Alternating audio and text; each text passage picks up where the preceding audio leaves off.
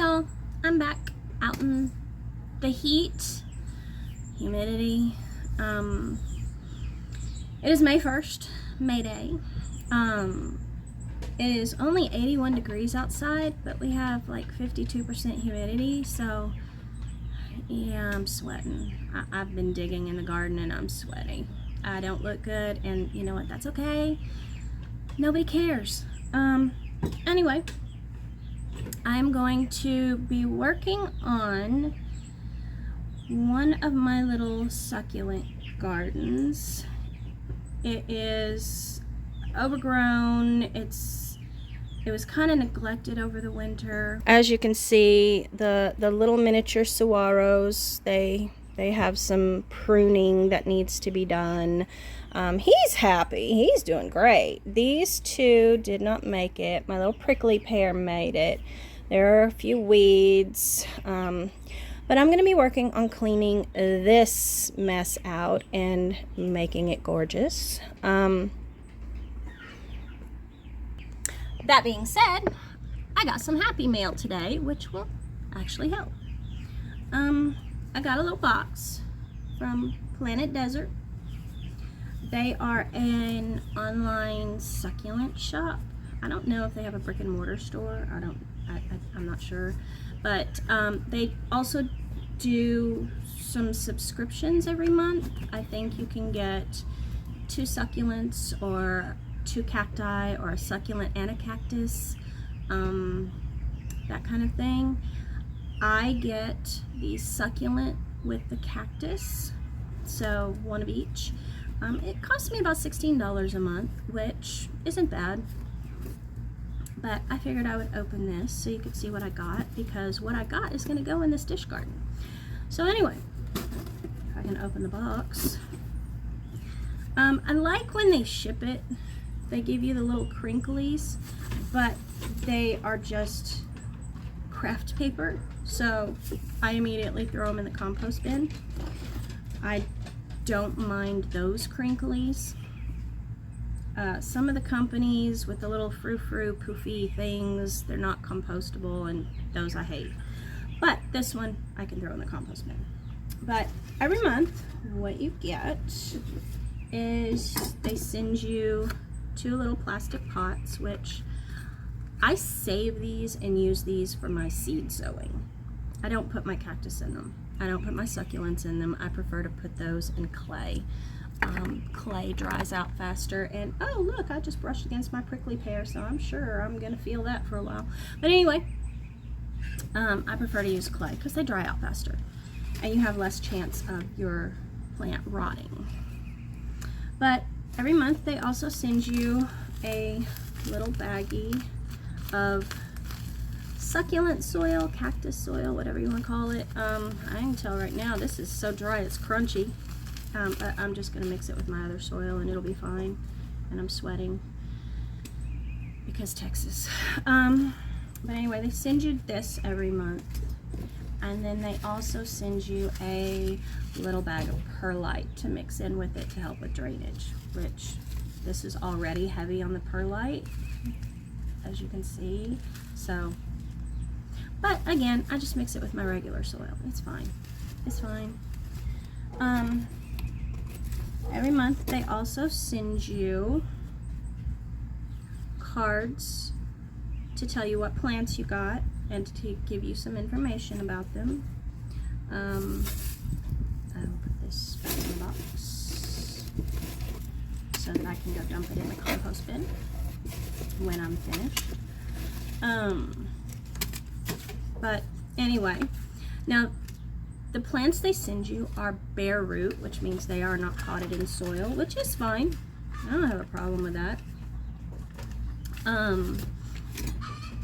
I'd rather put them in my own pot anyway. But they come in these little plastic baggies.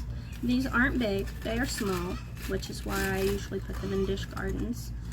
But the first one we've got today is utterly adorable. He is a Nodocactus apricus. See, he's just a little ball, a little friendly spiky ball.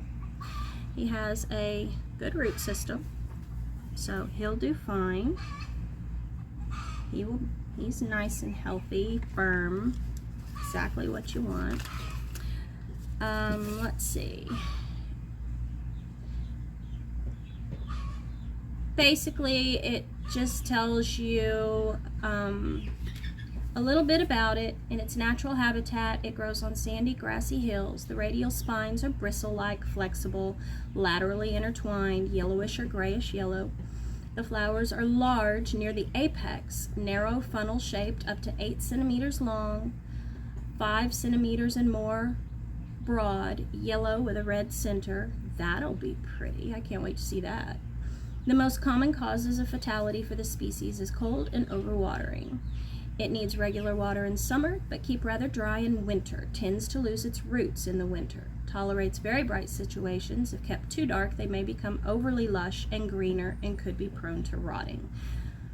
Strong light encourages flowering and heavy wool and spine production, but is likely to suffer from sun scorch if overexposed to direct sunlight during the hottest part of the day in summer.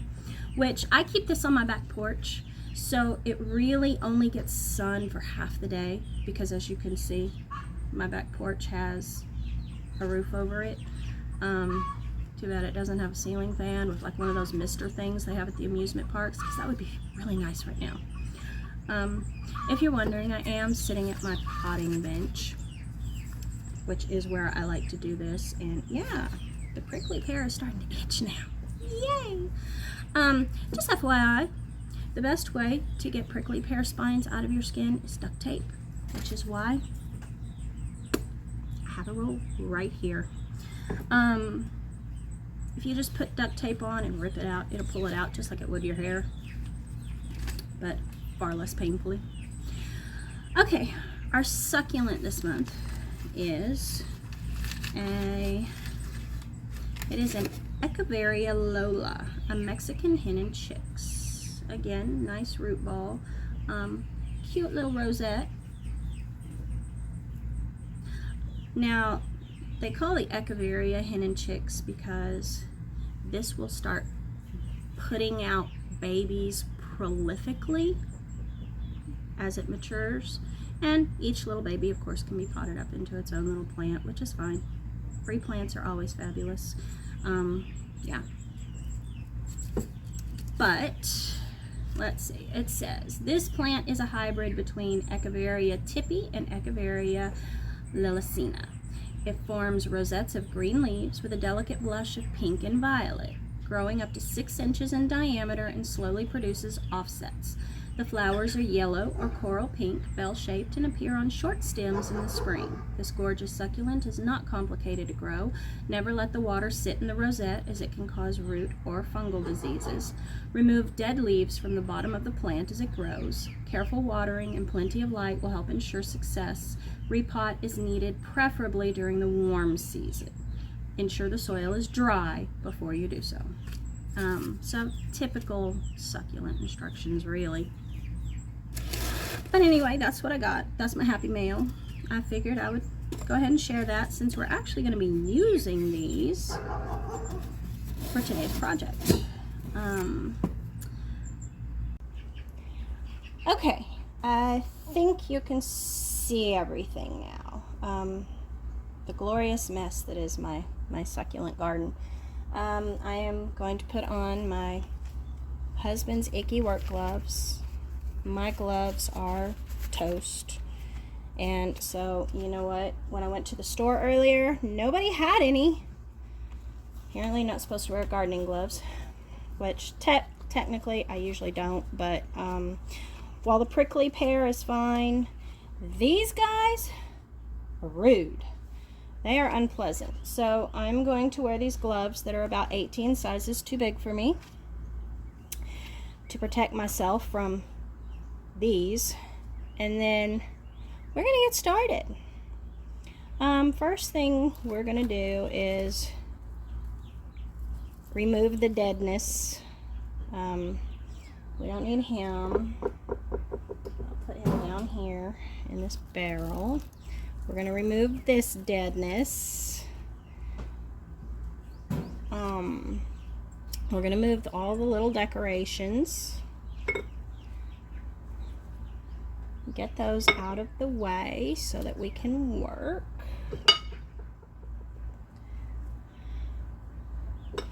Okay. There's another rock. And there's another rock over here.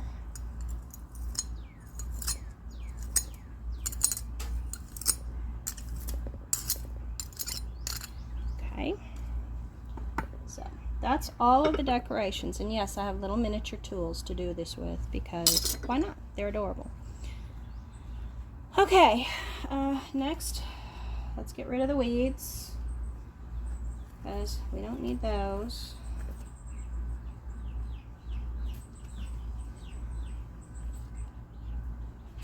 This is very clumsy working with gloves that are 18 sizes too big.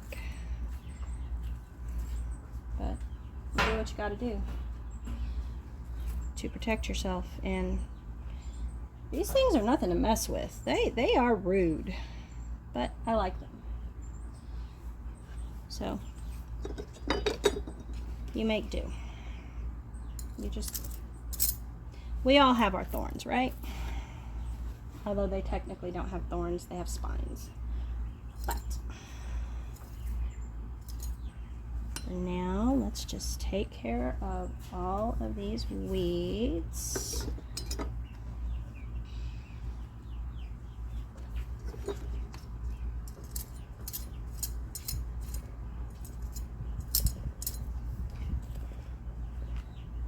Okay, and there's some over here, but that's okay.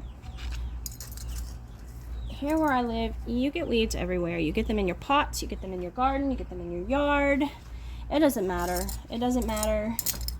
You're just gonna get weeds. Okay, that is all of the weeds. Here are the little dead pieces of cactus that have fallen. Now we will be cutting some more off, but those are the ones that just fell on their own. Okay. Next, we have a little pair of shears to cut off the dead parts of these cacti.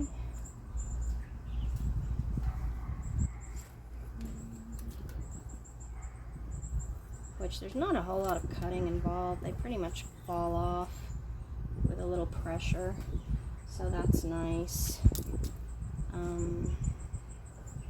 There's that one. We just want to clean them up, make them a little more presentable. You know, kind of like getting them ready for company, that kind of thing. Okay. And I'm just going to drop everything in the floor. It's okay. Because you know what? You can bend down and pick it up. Okay. Yeah, you're going to be rude. I know you're going to be rude. You're going to bite me. So.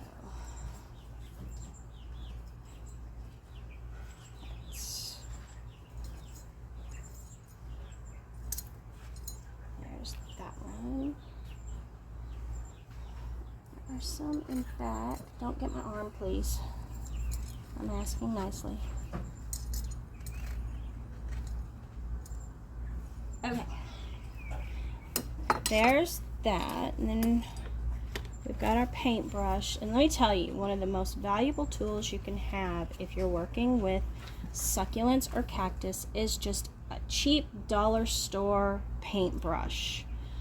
When you pot them up and you get soil on them, you just brush it off with the paintbrush. If you get spider webs, cobwebs, like what this is, you can just brush it off with the paintbrush, and it saves you some uncomfortable moments.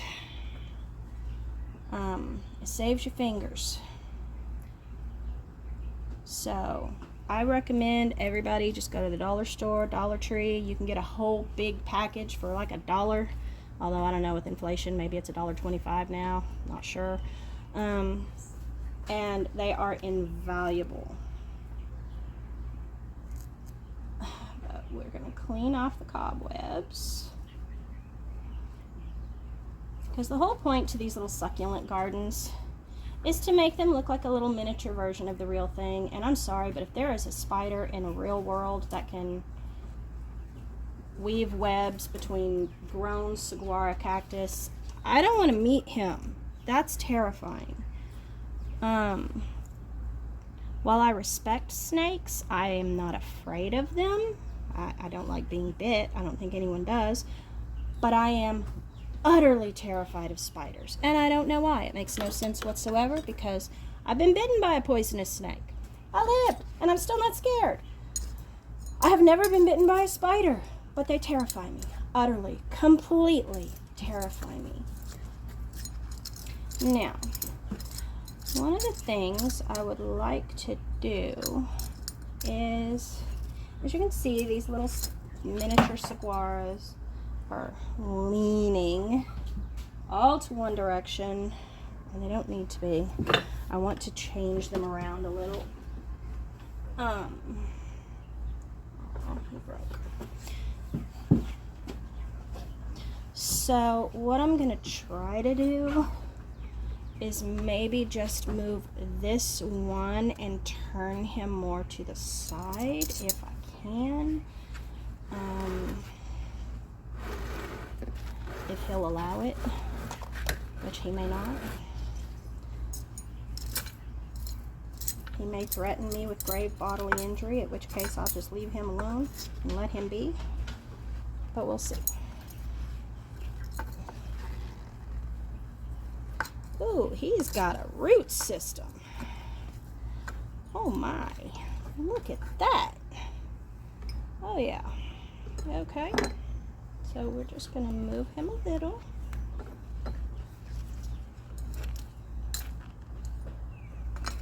Plunk him back in there. Tuck him in. Make sure that massive root system is buried back under there.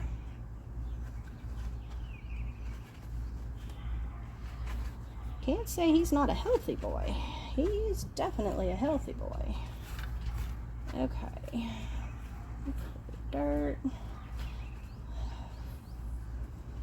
There we go.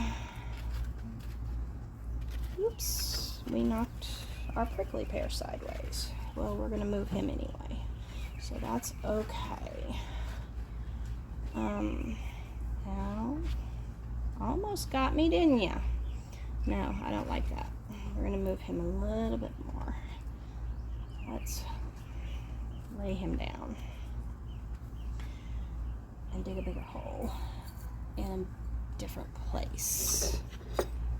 So I want him more over this way.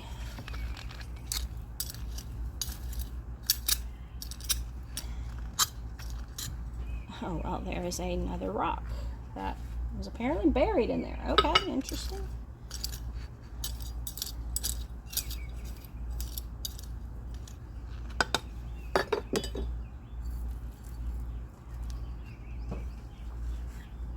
Okay, that was uncalled for. You got me through the gloves. That was rude. I didn't need all that. Okay, tuck him in his roots. Bury him.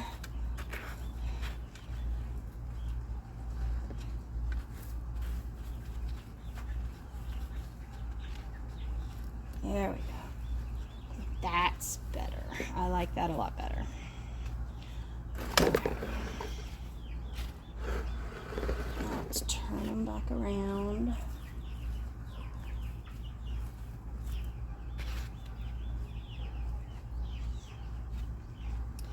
Let's clean this little guy off. He got covered in dirt. Soil. When I was working on my master's and I was taking soil science classes, I had a professor who would just light into you if you called it dirt. According to her, dirt is what you find under your fingernails. Soil is a living microcosm and should be addressed as such. Which I can't argue, it is true. But you know, you spend your whole life calling it dirt, and then you're supposed to change overnight. That doesn't work. So, but I try. Okay, we have readjusted the prickly pear.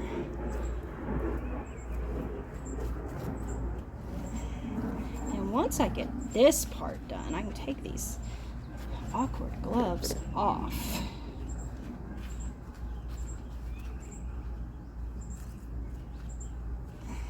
Because they're not really doing it for me. Okay, there. I think that's better. Let's lose the gloves that are really just making my fingers sweat a lot. Okay. Now, these are the base plantings. They're the biggest ones. Got a little bit of dirt on him. And that actually is dirt. Well, it's actually like half decomposed wood chips, but close enough. Okay, all the roots have been buried. Everybody's in. Okay. Now, what I want to do with this is I want to lay a little path. So I'm going to mark it out, and I want it to go just right through there. Okay, so we have this little guy, and I think I'm going to put him here. So dig a little hole, plant him in there. Yes.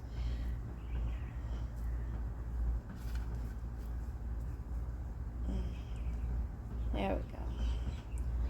Okay, and then there's our path. There's another piece just laying in wait to stab me. No thank you, I'll pass. I don't need that. Okay, then we have this itty bitty little guy, and I'm gonna put him right here because he's not very big. I don't want to hide him in among the bigger plants. So we're gonna put him here and all his little adorableness. Okay, get him firmed in. There's our path. How did a spike get on my leg? That's rude and unnecessary, just unpleasant. Okay, I also have, and I'm not sure if I want to put the baby toes in, the tiger jaw, or the sedum. You know what, maybe the tiger jaw here.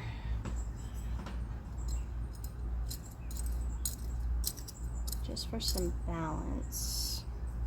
Because he's kind of, I don't have any aloes or agave type plants in this planter, so we'll put him there. Oh, he's root bound. He'll be in heaven with a new home where he can spread his toes. Okay.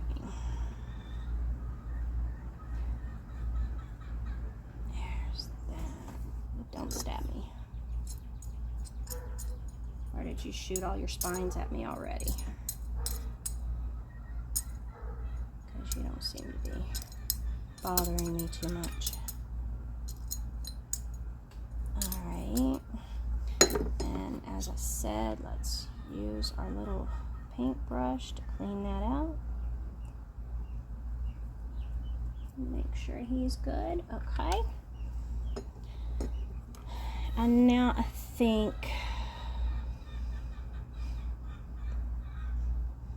you know what, I think that might be it. for the plants. Now I think what we'll do is we'll put back in the decorations, which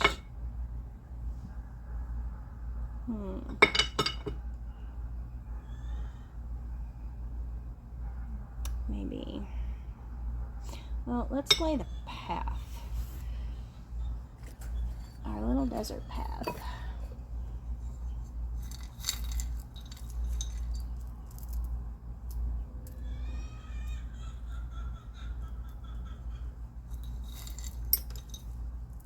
And I know y'all are just waiting for me to get my hand back there so you can ruin my day. Yay!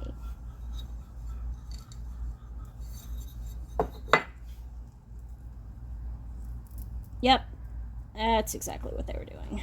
They got me. That's okay. It's the price you pay, right? Alright, there's our little path. Ow! And they got me again. Rude. Okay.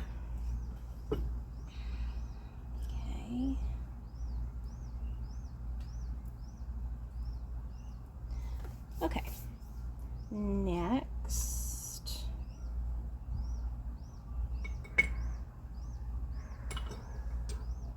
Maybe a little cow skull back here at the base of the saguaro.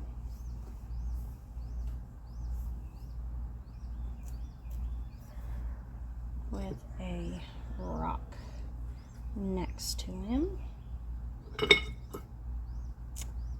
We will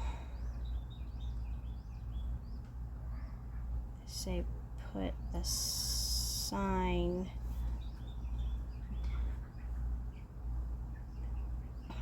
maybe here.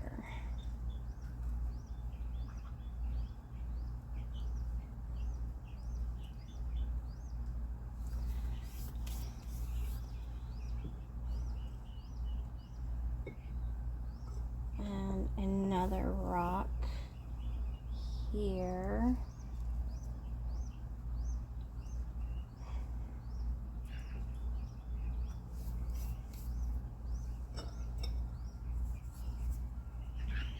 Another one here. We have to have buzzard.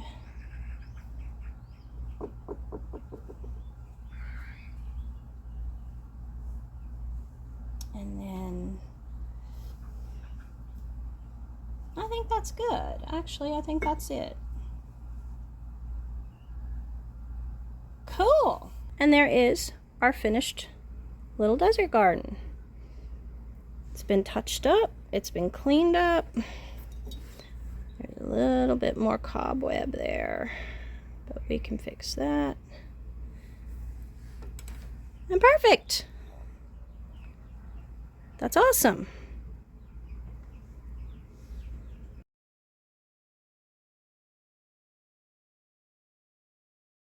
Hey y'all.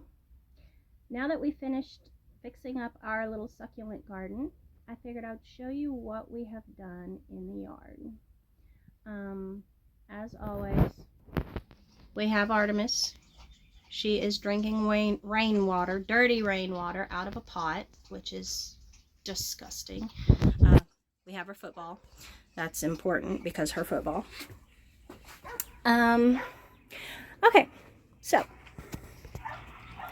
what we've done is I have finished weeding out this flower bed completely. I've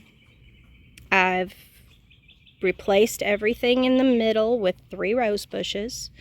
We have a pink, a yellow, and a purple. I still need to get something to fill in this spot right here, but I will probably get, maybe a daylily or something small like that. I finished most of my repotting. As you can see, we've spaced the walkway with the potted trees, so that adds a little something. I kind of like it. I really do. I think we have decided to take out that poor sickly apple tree. He's just not happy here. And in this heat and humidity, I don't blame him. There are days I'm not happy here. But anyway, so we got this front part done. What we're going to do is we're going to put metal edging between the bed along the cement porch to hold in the rocks, and then we'll replace the rocks as well to try and cut down on the weeds. Not that it really helps, because we have weeds that I believe are rooted in Satan's garden. But anyway, so we've done that. We've got the potted trees out where they can get full sun all day, so they're all nice and happy. And now I'll show you what we've done in the garden. Our edamame have been loving the rain, and as you can see, we have mustard greens sprouting in the middle. That's interesting. I guess those are ones that didn't sprout before. Okay, out here in the garden, we went and got the cinder blocks. As you can see, we separated the giant bed in the middle into 3 smaller beds. This one here we planted with Armenian cucumbers. This one we planted with melons. I don't remember what kind of melons, but it's a melon of some sort, a cantaloupe. And this one, I have put my paprika peppers and my firecracker peppers in those. So that one is planted with peppers. We've got our tomatoes staked. We've staked those up. We have cleared out this bed, and I put my pigeon peas in it. I'm going to harvest the last of the bok choy there for dinner tonight. But we put our pigeon peas in it. The thing about it is the pigeon peas, originally we were going to put them in pots and try and overwinter them, but honestly, that's kind of a pain. Because we've got, let's see, 5, 9, 14 of them, and they're not frost hardy, they're not freeze hardy, but they are most productive in their first year. So we just decided to grow them as annuals. I have more seeds, we can plant more next year.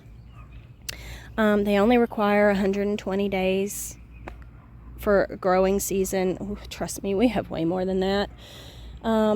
So yeah, we just went ahead and dedicated this bed to the pigeon peas and our one volunteer tomato, which is actually producing green tomatoes right now. So hey, yay for him. Our squash is still doing good. Our mizuna is actually still doing good. We've got lots of patty pans.